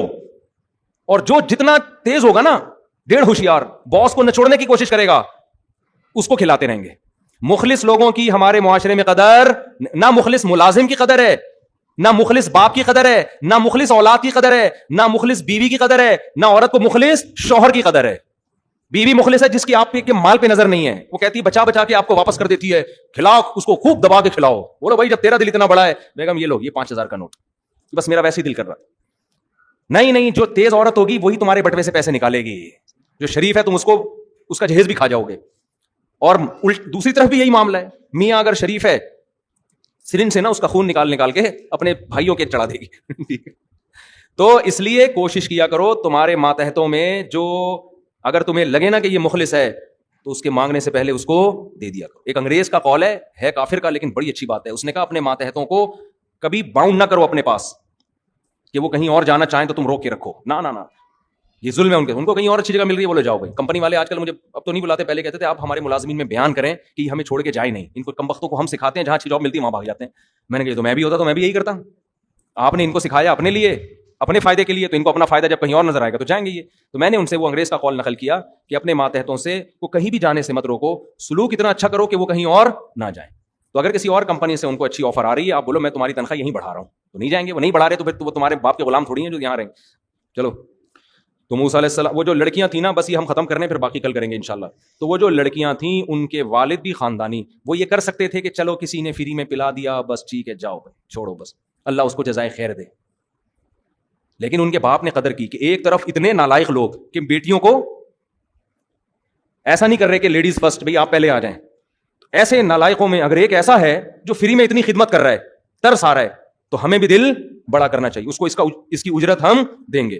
تو دونوں میں سے ایک آئی حیا کے ساتھ. حیا کے ساتھ بھی اللہ نے ذکر کیا اس لیے کہ اللہ کو عورت میں حیا کا عنصر پسند ہے. اس لیے میں کہتا ہوں اللہ کا واسطہ, خواتین جس طرح سے بائکوں پہ بیٹھتی ہیں نا دونوں پاؤں ایک طرف کر کے, اس میں حیا زیادہ ہے. اس کلچر کو تبدیل کرنے کی کوشش مت کرو. حیا ایسی چیز نہیں ہے جو ہم لغت سے نکال کے دکھائیں کہ کس طرح حیا ہے. حیا دیکھنے سے پتہ چل جاتی ہے, دیکھنے سے پتہ چل جاتی. ہاں اس میں یہ خطرہ ہوتا ہے کہ پاؤں کپڑا نہ الجھ جائے, اس کا کوئی متبادل تلاش کرو. کیونکہ بعض خواتین اس طرح بیٹھتی ہیں کہ بائک کے اس میں نا چین میں برقع پھنستا ہے, چادر پھنستی ہے, تو چین کور ہونا چاہیے. چین کور ہو تو پھر نہیں پھنستا, تو سمٹ کے بیٹھے ہیں تاکہ کپڑا پہیے میں پھنسنے کا خطرہ نہ ہو. باقی اس پہ بخاری مسلم کی حدیثیں پیش کرنا کہ اونٹ میں خواتین ایسے بیٹھتی تھی, یہ پاگلوں والی حرکتیں ہیں. یہ اونٹ میں تو اس طرح بیٹھ ہی نہیں سکتی, اور بائک کو آپ اونٹ پہ قیاس نہ کرو. یہی وجہ ہے کہ آج آپ کوئی بھی علماء صلحاء دیکھیں گے, حتیٰ کہ جو یہ دلائل دے رہے ہیں نا کہ اس طرح بیٹھنا چاہیے, ایک پاؤں ادھر ایک پاؤں ادھر کر کے, وہ بھی اپنی بیوی اور بہنوں کو اس طرح نہیں بٹھاتے بائک. ان کو پتا ہے کہ اچھا نہیں لگے گا یہ عمل دیکھنے میں. تو اس لیے حیا کو جتنا پروموٹ کر سکتے ہو میرے بھائی کرو. اور حیا کے کوئی لگے بندے اصول نہیں ہوتے, عرف بہت ساری چیزوں میں عرف فیصلہ کرتا ہے کہ حیا کس میں زیادہ ہے. ہاں کوئی خاتون خود بائک چلا رہی ہوں تو چلانے میں وہ اس طرح کر کے بیٹھ نہیں سکتی, وہ ایک مجبوری ہے. نہیں یاری بات میرا خیال ہے. بعض لوگ یہ بھی طنز کرتے ہیں اس طرح بیٹھ کے چلائے گی کیسے, تو میں چلانے کی بات تھوڑی کر رہا ہوں. چلانا پڑے گا وہ تو ظاہر ہے, ایک پاؤں ادھر ہوگا ایک پاؤں ادھر ہوگا. میں پیچھے بیٹھنے میں کہہ رہا ہوں کہ پیچھے بیٹھیں تو دونوں پاؤں ایک طرف کر کے بیٹھیں. جہاں مجبوری میں چلانا ہو تو پھر چلانے میں تو ظاہر ہے ایک پاؤں ادھر ہوگا اور دوسرا پاؤں ادھر ہوگا. اس میں یوں بیٹھ کے کون پاگل مشورہ دے گا. تو کیڑے نکالنے والوں کو, ایپ تلاش کرنے والوں میں سینس نہیں ہوتی, وہ پھینکتے رہتے ہیں بیٹھ کے, الٹ پٹانگ باتیں کرتے رہتے ہیں. خیر ہم اپنی بات کی طرف آتے ہیں. قرآن کہہ رہے فجاءتہ احداہما تمشی علی استحیاء, دونوں میں سے ایک آئی حیا کے ساتھ چلتے ہو. حیا کے ساتھ چلنا کسے کہتے ہیں؟ ایک تو راستے کے کنارے پہ چلیں, روڈ کے بیچ میں نہ چلیں. خواتین کو چاہیے کیسے چلیں؟ راستے کے کنارے پہ, پراپر پردہ ہونا چاہیے. تو وہ جب آئی اور کہنے لگی میرے ابا نے آپ کو بلایا ہے. کیوں بلایا ہے؟ آپ کو میرے ابا اجرت دینا چاہتے ہیں.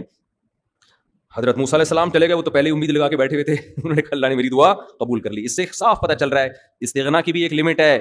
بھیکاری پن بھی مت بنو اور اتنا استغنا بھی نہ کرو کہ اللہ کچھ دینا چاہتے اور آپ کو نہیں جی مجھے اللہ کھلائے گا. تو قرآن کہتا ہے قالت احداہما, ہاں موسیٰ علیہ السلام آئے تو ابا نے جب موسیٰ علیہ السلام سے بات چیت کی تو پھر پوری تفصیل پوچھی, آپ ہو کہاں سے, آپ ہو کہاں سے. حضرت موسیٰ نے اپنا پورا واقعہ بیان کر دیا. بھائی میں ایسے فرعون کے محل میں پڑا ہوں, بڑا ظالم ہے, ہماری قوم کے ہزاروں بچوں کو قتل کر دیا اور مجھے بھی تنگ کرتا تھا, ایک قبطی کا مجھ سے قتل ہو گیا. پوری صاف بات کی موسیٰ علیہ السلام نے, کوئی اس میں جھوٹ نہیں, جو تھا ویسے کا ویسا بیان کر دیا. تو یہاں بھی دو نمبری ہوتی ہے.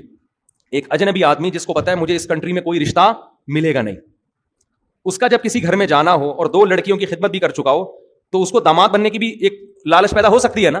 تو یہاں وہ حقیقت نہیں بیان کرے گا بلکہ جھوٹ موٹ کے کاروبار اور بزنس پیش کرنا شروع کر دے. ایکچولی میرا مصر میں بڑا بزنس ہے اور میں بزنس کے سلسلے میں یہاں آیا. یہ بھی گڑبڑ ہوتی ہے. حضرت موسیٰ نے کچھ نہیں, کوئی لالچ نہیں بھائی کسی سے. اس لیے میں کہتا ہوں رشتے لینے جایا کرو, جو ہو وہ بیان کر دیا کرو, ہونا ہوگا ہو جائے گا. جھوٹ بول کے اچھی جگہ شادی سے بہتر ہے کسی خراب جگہ شادی کر لے سچ بول کے, وہ پھر بھی پائیدار ہوگا معاملہ. دھوکہ نہیں دے انسان کسی کو. موسیٰ علیہ السلام نے اپنی پوری کہانی سنائی, بھائی میرے ساتھ یہ ہوا, تو وہ کہنے لگے لا تخف نجوت من القوم الظالمین, اب خوف نہ کرو, اللہ نے تمہیں ظالموں سے نجات دے دی ہے. قالت احداہما یا ابت استاجرہ, دونوں بیٹیوں میں سے ایک نے مشورہ دیا کہ ابا ہمارے گھر میں کوئی بھائی نہیں ہے, ہماری بکریاں چرانے کے لیے ہمیں ایک اچھا ملازم چاہیے, ایسا ملازم جو ایماندار بھی ہو اور طاقتور بھی ہو. ایماندار اس لیے گھر میں لڑکیاں ہیں, آپ بعض دفعہ مزدوروں کو لے کر آتے ہیں, وہ گھر کی عورتوں کو جھانکنا تاکنا شروع کر دیتے. میں نے دفعہ ایک مزدور کا انتظام کیا, مجھے کسی نے کہا اس کو نہیں رکھو. میں نے کہا کیوں؟ کہہ رہے اس کی عادت ہے کمبخت کی, جس گھر میں مزدوری کرتا ہے ان کی عورتوں کو جھانکتا ہے جا کے. مشہور ہے ماشاء اللہ, اللہ نے اتنا نوازا ہے کہ اس فیلڈ میں کیا ہو گیا ہے, مشہور ہو گیا. اس کا کام ہی یہی ہے کمبخت کا.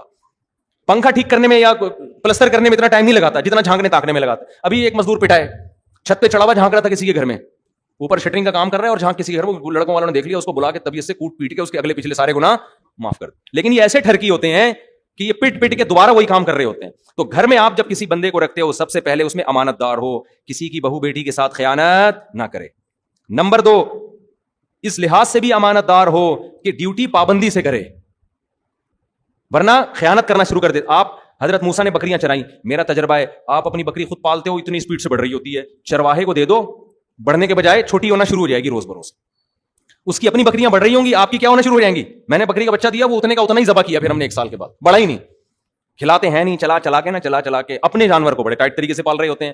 تو بچیوں نے کہا کہ سب سے بہتر ملازم جو گھر میں ملازمت کے لیے وہ ہے, نمبر 1 ایماندار ہو, نمبر 2 طاقتور ہو. خالی نیک ہونا بھی کافی بولو نا نہیں ہے, کیونکہ آپ بعض دفعہ ایسا آدمی ملازم رکھ لیتے ہو کہ اس کی تنخواہ اتنی نہیں ہوتی جتنا اس کو کھلانے پلانے گلوکوز کی بوتلیں چڑھانے پر خرچ ہوتا ہے. آپ یہ بھی میرے پاس ایسے کیسز بھی آ چکے ہیں.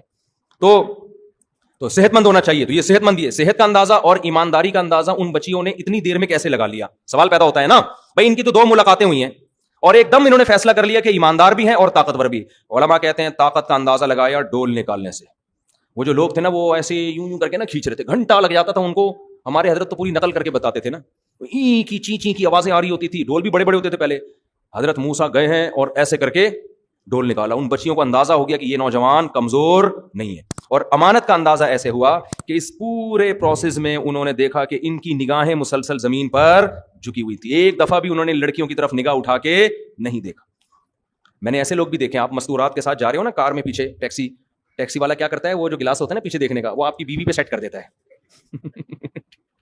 یہ گرلز اسکول جو ہوتے ہیں نا, گرلز ان میں جو وین پہ نہیں آ رہے ہوتے, وین میں لے جانے کے لیے ڈرائیور ہوتے ہیں, ان میں بہت ہوتا ہے یہ. ایسے شادیاں ہوئی ہیں, ہمارے ایک جاننے والے تھے, وہ اب تو پرانا ہو گیا, ان کو نہیں پتا چلتا, تو بچے بھی ان کے بڑے ہو گئے, بچپن کا واقعہ ہے. وہ لڑکیوں کے اسکول میں نا لڑکیوں کو لے کے جاتا تھا وہ لڑکا, تو وہاں اس نے ایک لڑکی پہ سیٹ کیا ہوا تھا وہ گلاس, وہ نہیں جو پیچھے دیکھنے کی, آنکھ مٹکا ہوا ہے, اور بالآخر الحمدللہ دونوں کی شادی ہوئی. چلو اچھا ہوا شادی ہو گئی, بچے بھی ہو گئے ماشاءاللہ, ہنسی خوشی زندگی گزر رہی ہے. تو اس طرح بھی ہوتا ہے بھائی, ٹھیک ہے شادی ہونا تو ٹھیک ہے, لیکن ابا نے اس لیے تھوڑی بٹھائی ہے بچی کے آپ گلاسز سے اس کو جھانکو, آپ ویسے ہی پیغام بھیج دیتے. اور ایسے بھی ہم نے اچھے لوگ دیکھے ہیں کہ وہ اس کا خیال کرتے ہیں کہ بھائی آپ جب اگلے پر اعتماد کر رہے ہیں تو آپ اس کے اعتماد کو ٹھیس نہ پہنچائیں. ایسے بھی لوگ میں نے دیکھے ہیں, آپ اپنی وائف کے ساتھ بیٹھے ہو, وہ فوراً گلاس کو وہ ایسی جگہ فٹ کر دیتے ہیں کہ کسی عورت پہ نظر نہ پڑے ان کی. تو یہ عورتوں کو بہت جلدی پتہ چل جاتا ہے کہ کس کی آنکھوں میں مکاری ہے اور کس کی آنکھوں میں حیا ہے. یہ مردوں کو پتہ نہیں چلتا, یہ عورتوں کو 2 منٹ میں پتہ چل جاتا ہے. تو ان لڑکیوں نے حضرت موسیٰ علیہ السلام کی آنکھوں سے اندازہ لگا لیا کہ یہ اجنبی ہو کے کسی کے ساتھ خیانت نہیں کر رہے. نظر مستقل کہاں ہے, نیچے. اور بعض علماء نے یہ بھی لکھا ہے کہ حضرت موسیٰ نے جب ان لڑکی نے کہا نا کہ آپ میرے والد کے پاس چلیں, تو حضرت موسیٰ نے کہا کہ میں آگے چلتا ہوں آپ پیچھے. ممکن ہے یہ ایسا ہو, واللہ عالم. خیر ان کو اندازہ ہو گیا, تو اس لیے اب بس یہ 2 آیتیں پڑھ کے بیان ختم کرتا ہوں. تو وہ جو لڑکیوں کے والد تھے نا, یہ کہا جاتا ہے کہ شعیب علیہ السلام تھے, کہ اس کی کوئی دلیل ہے نہیں. ان لڑکیوں کے دیکھو, باپ کو سب سے زیادہ فکر بیٹی کے بالغ ہونے کے بعد اس کی شادی کی ہوتی ہے. جو غیرت مند باپ ہے, سب سے زیادہ فکر کس کی ہوتی ہے؟ جو غیرت مند باپ ہے نا, اس کو فکر ہوتی ہے مجھے اپنی بیٹی کے لیے رشتہ چاہیے. آج کل یہ فکر ختم ہو گئی, بلکہ بچی بتا بھی دیتی ہے نا ابا کو کہ وہاں شادی کرنی ہے, تو ابا دور لگ کے تھپڑ لگاتے ہیں اس کے. شرم نہیں آتی بھی, ایجوکیشن ہے ایکچولی, وہی ایکچولی شروع ہو جائے گا پھر. تو جو غیرت مند ہے, ہمیں یہ واقعہ اللہ اتنی تفصیل سے کیوں بیان کر رہے ہیں, یہ کوئی معاذ اللہ کہانی ہے, ایک ایک پہلو سے سبق دلانے کے لیے کہ وہ لڑکیوں کے والد نیک آدمی تھے, تو وہ مسلسل تلاش میں تھے مجھے اپنی بیٹی کے لیے کوئی اچھا شوہر چاہیے. تو ان کو اندازہ ہو گیا کہ یہ اس آدمی میں 2 کوالٹیز ہیں, نمبر 1 صحت اچھی ہے, نمبر 2 ایماندار ہے. تو داماد کی سلیکشن میں بھی 2 چیزیں دیکھی جاتی ہیں, صحت مند ہو اور ایماندار ہو. ہمارے ہاں ان 2 کو اگنور کر کے روکڑا دیکھا جاتا ہے, کماتا کتنا ہے. اگر وہ ایماندار نہیں ہے, کماتا ہے, خدا کی قسم یہ کمائی عذاب جان بن جائے گی. اسی کمائی سے وہ آئس پیے گا, اسی کمائی سے شراب پیے گا, اسی کمائی سے لڑکیوں کو جھانکا تاکی کرے گا. پیسہ تقوی کے بغیر آتا ہے تو عیاشی لے کر آتا ہے. دوسری بات یہ کہ پیسہ آنے جانے والی چیز ہے. اگر صحت ہے تو بندہ بزنس کر کے پیسہ کما لیتا ہے. ایمانداری نہیں ہے تو پیسہ وبال جان, اور صحت نہیں ہے تو جب آپ کے اندر کمانے کی طاقت نہیں ہے تو پھر میری طرح آپ سبزی والوں کو پیسے بانٹتے پھر ہوگی. مجھ میں تو تھی طاقت لیکن ٹائم نہیں تھا نا, تو وہی ہو جائے گا. اس لیے علماء کہتے ہیں کہ ایک آدمی اگر صحت مند ہے تو اس کی جیب میں پیسہ ہے یا نہیں یہ مت دیکھو, بلکہ ایسے موقع پہ قرآن کیا کہتا ہے, یکونوا فقراء یغنیہم اللہ من فضلہ, اللہ اپنے فضل سے غنی کر دے گا. جب بیوی آئے گی تو کھلانے کا خرچہ بھی اللہ دے دے گا. تو ان کے والد نے بھی دیکھا بھائی صحت مند ہے, کما سکتا ہے اور ہے بھی ایماندار, تو داماد میں یہ 2 چیزیں کافی ہیں. 2 چیزیں مل گئیں, فوراً اپنی بیٹی کا رشتہ موسیٰ علیہ السلام کے لیے پیش کر دیا اور کہنے لگے انی ارید ان انکحک احدی ابنتی ہاتین, کہ میں چاہتا ہوں ان دونوں میں سے ایک بیٹی کی شادی میں آپ سے کروں. اسی وقت فیصلہ کیا ہے. کہاں گئے استخارے 6 مہینے کے بھائی, کہاں گئے وہ پتھر پہلے نگینے معلوم کروائیں کہ ان سے ملتا بھی ہے نگینہ کہ نہیں ملتا, اور جو ہے وہ استخارے نکلواؤ, اگر نیلا آیا تو پھر کر دو, پیلا آیا تو. بھائی داماد میں 2 چیزیں جب ثابت ہو گئیں اب کسی استخارے کی ضرورت نہیں ہے. فوراً پھر یہ بھی نہیں کہا اچھا میں اپنے چاچا, ماموں, خالہ, پھپھو, ممانی, اور مصر سے میری کزن بھی آئی ہوئی ہے, اور ادھر فلسطین سے میرے نانا آئے ہوئے ہیں, ان سب کو میں بلا کے جرگہ ہوگا, وہ جرگہ فیصلہ کرے گا کہ اس بیٹی کی شادی آپ سے کرنی ہے کہ نہیں کرنی. جن خاندانوں میں بچیوں کی شادی کے لیے جرگے بیٹھتے ہیں ان میں بچیوں کی شادی کے علاوہ دنیا کا ہر کام ہوتا ہے. باپ کو اللہ نے اتھارٹی دی ہے, ہاں یا نہ اسی وقت کر دے. وہ سمجھتے ہو, باپ بہترین فیصلہ کرتا ہے. میری جب شادی ہوئی نا تو میری جو وائف ہیں الحمدللہ اور ان سے میری اولاد ہے, ان کے ابا نے رشتہ داروں کو بتائے بغیر ہاں کر دی تھی, کیونکہ میں دوسری کر رہا تھا نا. وجہ یہی تھی کہ وہ کہہ رہے ہیں یار ہم جب بتائیں گے نا دوسری تو کوئی بھی نہیں مانے گا. تو باپ کو پتا ہوتا ہے کہ یار میرے نے کیا فیصلہ کرنا ہے. تو انہوں نے مجھے یہ بتایا تھا کہ آپ جب نکاح پہ آئیں گے تو آپ نے بتانا نہیں ہے کہ میں دوسری کر رہا ہوں, آپ نے یہی شو کرنا ہے کہ میں کیا ہوں, کمارا, کیونکہ پھر ایک نئی بحث چھڑ جائے گی. تو رشتہ داروں کو سمجھانا بڑا مشکل ہوتا ہے اور باپ ڈیسیجن لے سکتا ہے. تو لے لیا انہوں نے ڈیسیجن الحمدللہ, اللہ کے فضل سے آپ کے سامنے. میرا خیال 13-14 سال ہو گئے شادی کو. اگر وہ نہ فیصلہ کرتی نہیں, پہلے ماموں سے پوچھوں گا, چاچے مامے سارے, ابے کیا دوسری والے کو دے رہے ہو, ابے اس کے پہلے سے بچہ, پاگل ہو گئے ہو کیا. اتنی انکوائری ہوتی نا, اتنی انکوائری کمیشن آفیسر میں بھرتی ہونے کے لیے اتنی انٹیلیجنس خفیہ ایجنسیاں انکوائری نہیں کر رہی ہوتی جتنی باقی سارے کر رہے ہوتے ہیں. ان کو وہ خطرات نہیں ہوتے جو بیٹی کو گھر میں بٹھانے کے ہوتے ہیں. تو باپ صحیح فیصلہ کرتا ہے. اس لیے میں لوگوں سے کہتا ہوں کہ جب آپ کی بیٹی کے لیے کوئی پیغام نکاح بھیجے, زیادہ ادھر ادھر لوگوں کو لفٹ کرانے کی ضرورت نہیں ہے, خود فیصلہ کرو, خود. سمجھتے ہو. تو ان کے ابا نے بھی خود ہی فیصلہ اسی وقت, کوئی چاچا ماما کو فون نہیں کیا, نہ کسی سے مشورہ, کہا انی ارید, میرا ارادہ ہے میں اپنی دونوں بیٹیوں میں سے ایک کا نکاح کس سے کرنا چاہتا ہوں, آپ سے. لیکن خطرہ یہ ہے کہ ادھر آپ کی شادی ہوئی, ٹھیک ہے نا, آپ بیٹی کو لے کے چلے گئے, میری تو یہی 2 بیٹیاں ہیں گھر میں خدمت کرنے کے لیے, تو میں بوڑھا, میری خدمت کرنے والا کوئی بھی نہیں بچے گا. شرط یہ ہے کہ 10 سال آپ نے بکریاں چرانی ہے, جو ہمارے گھر کا ذریعہ ہے آمدن ہے, جو ہمارے گھر کا ذریعہ ہے آمدن ہے. اور 8 سال چرانی ہے. 2 اگر آپ اپنی طرف سے کر دیں تو یہ غریبی ہے, یہ آپ کی طرف سے ہم پر کیا ہوگا, احسان. حضرت موسیٰ نے فوراً فیصلہ کیا ہے. حضرت موسیٰ نے بھی یہ نہیں کہا کہ ایکچولی میں ذرا استخارہ کر لوں پہلے, اس وقت حالانکہ پیغمبر بنے نہیں تھے, میں ذرا اپنی والدہ سے فون کر لوں. اب ظاہر ہے مصر والدہ سے کہاں جاتے ہیں ملاقات کے لیے, بس بھائی اب دوسرے ملک میں رہے, والدہ بھی نہیں تھی, ان کو پتا تھا میرا بیٹا میرے لیے کوئی اچھی بہو ہی لے کر آئے گا. کچھ بھی نہیں, پہلے میں اسٹیبل ہو جاؤں. ایکچولی اصل میں یہ جو 10 سال میں بکریاں چراؤں گا, یہ پہلے میں کمیٹی ڈالوں گا, پھر میری کمیٹی 6 سال کے بعد نکلے گی, پھر جب کمیٹی نکلے گی اس سے میں گولڈ خریدوں گا, پھر میں ڈیفینس میں گھر خریدوں گا, پھر اس کے بعد یہ ہوگا, پھر یہ ہوگا, جیسے کہ آج کل نوجوان کر رہے ہیں. ساری چیزیں ہو جاتی ہیں, جب بادام آتے ہیں تو کھانے کے لیے دانت منہ میں نہیں بچتے. میں نے دیکھا الحمدللہ بہت سے لوگوں نے اسٹیبل ہو کے شادی کی ہے, اسٹیبل ہو گئے, اور وہی میرا والا حال ہوا کہ جب پیسہ تھا تجربہ نہیں تھا, اور جب بزنس کا تجربہ آیا پیسہ شارٹ ہو گیا. تو بھائی ایک عمر ہے, کم عمری میں شادی کرو, جوانی میں شادی کرو, اس میں شادی کی لذت ہے, اس میں میاں بیوی میں عشق جیسی محبت ہوتی ہے. یہ جو بڈھے ہو کے, میں تو نکاح پڑھا رہا ہوں نا, اللہ کی پناہ, مجھے عجیب سا لگ رہا ہوتا ہے دولہا کو دیکھ کے. اس وقت تو میں کچھ نہیں کہتا, اس کو بہت مبارکباد دیتا ہوں, لیکن سمجھ میں نہیں آ رہا تو اس کی مبارکباد دوں یا تعزیت کروں, عیادت کروں. اس لیے بھائی ایک جگہ تو میں شادی میں گیا, میں سمجھا یہ دولہا کے نانا ہے, پتہ چلا وہی دولہا تھے. بڑے میں نے کہا چلو اب کیا غنیمت ہے, اب بھی کر رہے ہیں. وہ दूल्हा थे हजरत जी। तो अगर जिंदा हैं तो अल्लाह उनको नेक साले औलाद अता फरमाए। एक 80 साल का बूढ़ा आदमी मरी में, हमारे एक जानने वाले आलिम है, उसने कनाडा में कोई लड़की फंसा ली, अंग्रेज लड़की ना, पाकिस्तानी बड़े होशियार होते हैं, तो लड़की फंसा के उसको बुला लिया कि शादी करूंगा तुमसे। वो भी आ गई, पता नहीं उसके दिल में क्या होगा।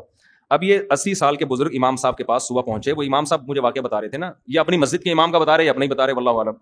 मुझे कहने लगे वो सुबह वो आया और हमारे इमाम साहब से कहने लगा कि मेरा शाम को कनाडा की एक अंग्रेज लड़की से निकाह है, इसके लिए क्या चाहिए, इन डॉक्यूमेंट में क्या चाहिए। उन्होंने कहा आपका सिर्फ जिंदा होना चाहिए उसमें, इसके लिए क्या क्या जरूरी है। हाँ, उसने ये कहा कि फजर में आए, कहने लगा आज असर में शाम को मेरा उस लड़की से निकाह है, इसके लिए क्या क्या जरूरी है। उन्होंने कहा कुछ भी जरूरी नहीं है, सिर्फ असर तक आपका जिंदा रहना जरूरी है। समझ रहे हो? तो इसलिए हर चीज का एक टाइम होता है। तो मूसा अलैहिस्सलाम ने भी ये नहीं कहा मैं इस्तिखारा निकालूंगा, पॉजिटिव आया, फिर मैं पहले मैं कुछ एक्चुअली पैसे जमा कर लूं, कमेटी डाल लूं, ये ना ना ना ना ना। जिस खुदा ने आज तक खिलाया है, जब बीवी आएगी तो उसके खिलाने का इंतजाम वो कर देगा। हजरत मूसा ने फौरन हाथ बढ़ाया और फरमाया ज़ालिका बैनी व बैनक, ये मेरे और आपके दरमियान एग्रीमेंट है। हजरत मूसा ने ये भी नहीं कहा मैं यहां शादियां करने नहीं आया है, मेरे पर तो अभी तो मेरा एक बड़ा विजन है, मैं अपनी कौम के निजात के लिए मेहनत करूंगा, स्ट्रगल की शादियों वादियों में क्यों मुझे उलझा रहे हो? अभी तो मैं अपनी कौम का निजात दहिंदा बनूंगा, मैं वापस जाऊंगा और मैं एक स्ट्रगल करूंगा, मेहनत करूंगा, फिर मिस्र में इनकलाब आएगा, फिर जब मिस्र की हुकूमत का खात्मा होगा, फिर मैं इंशाल्लाह आपसे राब्ता करूंगा। आप अपना फोन नंबर दे दिए मुझे, कॉन्टैक्ट नंबर दे दें। ना ना ना भाई, ये सारे काम साथ साथ होंगे, पढ़ाई भी साथ साथ, आप मेडिकल कॉलेज में पढ़ रहे हैं वो भी साथ साथ, शादी भी, बच्चे भी। कोई काम शादी की वजह से नहीं रुकेगा और किसी काम की वजह से शादी नहीं रुकेगी। एक वजह से रुकेगी, कोई लिफ्ट कराने के लिए तैयार ही ना हो, कोई लड़की ना दे रहा हो तो फिर एक मजबूरी है, फिर मेरा दिमाग आके मत खाया करो। तो कुरान कहता है कि मूसा अलैहिस्सलाम ने फौरन कहा ज़ालिका बैनी व बैनक, ये मेरे और आपके दरमियान एग्रीमेंट है। अय्यमल अजलैनि क़ज़ैतु, दोनों 8 साल या 10 साल में से कोई भी मुद्दत मैंने पूरी कर दी, फला उद्वान अलैया, तो फिर मुझ पर कोई हरज नहीं है। यानी फिर मैं अपने उस एग्रीमेंट से क्या हो जाऊंगा, बरी। वल्लाहु अला मा नक़ूलु वकील, और हम जो मुआहिदा कर रहे हैं उस पर कौन गवाह है? अल्लाह गवाह है।